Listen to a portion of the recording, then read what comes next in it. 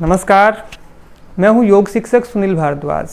आज इस वीडियो के माध्यम से हम बात करेंगे एक ऐसे प्राणायाम की जो शरीर में बढ़े हुए पित्त को शांत करता है। आपको पता है, जब शरीर में पित्त बढ़ता है, पित्त यानी कि गर्मी बढ़ती है, तो गर्मी बढ़ने के कारण बहुत सारी बीमारियां हो जाती हैं। कौन कौन सी बीमारी? जैसे एसिडिटी है। बहुत सारे व्यक्ति आज के टाइम एसिडिटी से परेशान हैं। मुंह में छाले हो जाते हैं, पेट में आपके अल्सर हो जाता है, बीपी हाई हो जाता है, गुस्सा ज़्यादा आता है जिससे स्ट्रेस लेवल बढ़ जाता है, नींद कम आनी शुरू हो जाती है, पाइल्स की समस्या हो जाती है। ऐसी बहुत सारी बीमारियां पित्त की वृद्धि के कारण होती हैं। तो पित्त की वृद्धि को शांत करने के लिए एक प्राणायाम मैं बताऊंगा, और वो प्राणायाम करने से जो पित्त संबंधी जितने भी रोग हैं वो सभी के सभी आपके शांत हो जाएंगे। और उस प्राणायाम का नाम है शीतली प्राणायाम। अब शीतली प्राणायाम नाम से ही जाहिर है, ये शरीर में शीतलता लेके आता है, शरीर में ठंड लेके आता है। तो यहाँ पर मैं मुख्य रूप से 3 चीज़ों की बात करूंगा। पहला कि ये जो शीतली प्राणायाम है शरीर में ठंड कैसे लेके आता है। दूसरा, इसकी सही विधि क्या है कि शरीर में ये ज़्यादा शीतलता प्रदान करे, शरीर को ज़्यादा ठंड ये प्रदान करे। और तीसरा कि कौन इसको कर सकता है और कौन इसको नहीं कर सकता है। तो सबसे पहले हम बात करते हैं कि ये जो प्राणायाम है ये शरीर को ठंडा कैसे करता है।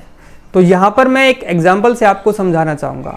जैसे हमारे घरों में कूलर होते हैं, कूलर क्या काम करते हैं? कूलिंग देते हैं। वो कैसे देते हैं? आपने कूलर में पानी डाल दिया, साइडों में उसकी जाली लगी होती है, तो वो जैसे ही फैन चलता है तो क्या करता है, कूलर बाहर से हवा लेता है, और जब वो बाहर की हवा जो कूलर की जो जाली होती हैं, जो गीली होती हैं, उनसे टकराती है, तो टकरा करके जो बाहर की हवा है वो ठंडी होती है और फिर वो अंदर आती है।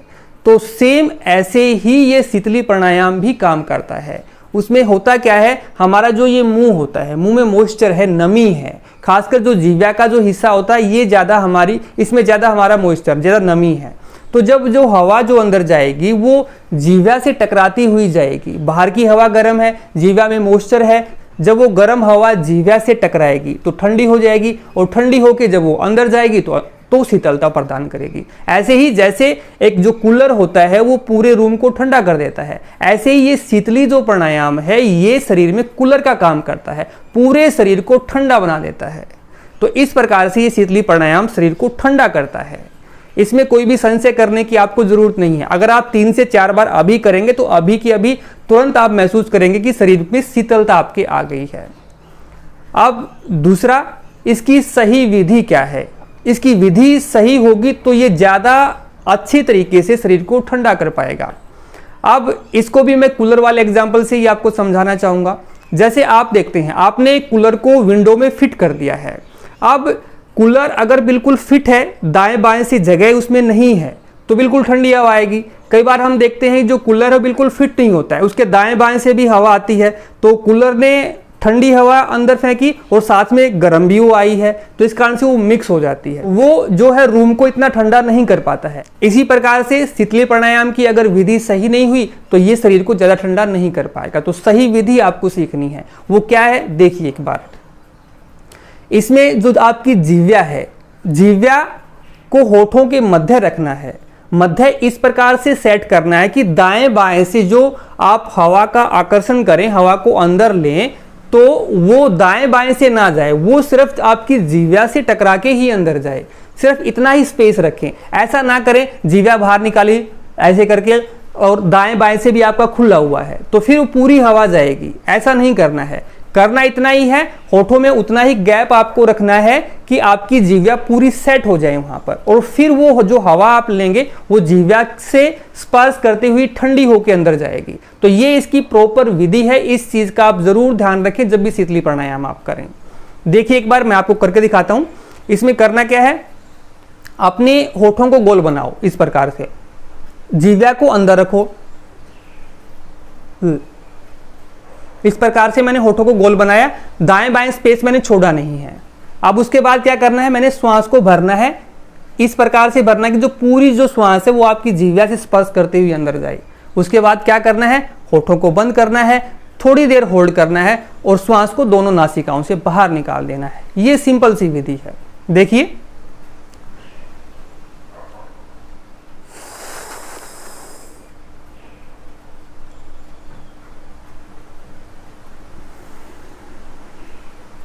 हवा बाहर निकाल दी। फिर से देखिए,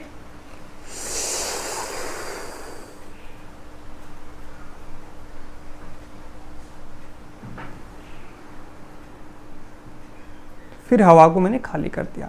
इस प्रकार से ये इसकी प्रॉपर विधि है। इस प्रकार से करेंगे तो आपको ज़्यादा शीतलता प्रदान होगी। अब मैं तीसरे पॉइंट पे आता हूं कि कौन इसको कर सकता है और कौन नहीं कर सकता है। वो सभी व्यक्ति जिनके शरीर में गर्मी ज़्यादा बनती है, जो पित्त प्रकृति के हैं, जिनके मुंह में छाले रहते हैं, बीपी जिनका हाई रहता है, स्किन डिजीज है, एसिडिटी जिनको बनती है, पाइल्स की समस्या है, पेट में अल्सर है, वो सभी इस प्राणायाम को कर सकते हैं। और आप पूछें करना कितनी देर है? 3 से 4 मिनट, या आपको ज़्यादा दिक्कत है तो आप 5 मिनट तक इसको करिए। 5 मिनट का मतलब 10 से 11 बार तक आप इस चीज़ को करिए। अब कौन ना करें इस अभ्यास को? वो ना करें जिनके अंदर पहले ही शीतलता ज़्यादा है, पहले ही ठंड ज़्यादा है, जिनको ठंड ज़्यादा लगती है, वो अभ्यास को नहीं करेंगे।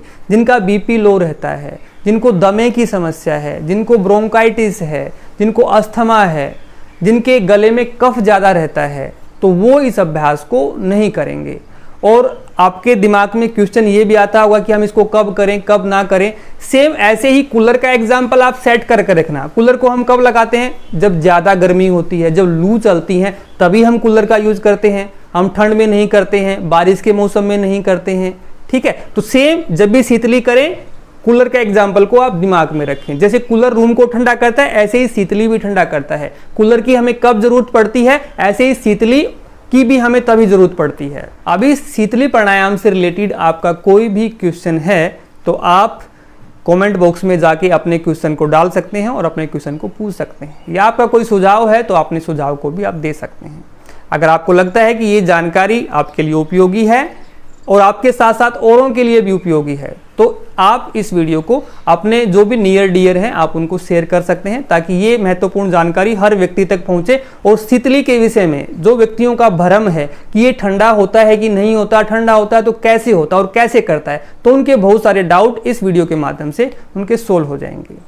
अगर आप चैनल के लिए नए हैं, पहली बार देख रहे हैं, तो चैनल के साथ जुड़िए, चैनल को सब्सक्राइब कीजिए, ताकि आगे भी आपको इसी प्रकार की महत्वपूर्ण और यूनिक जानकारी मिलती रहे। धन्यवाद। जय हिंद, जय भारत।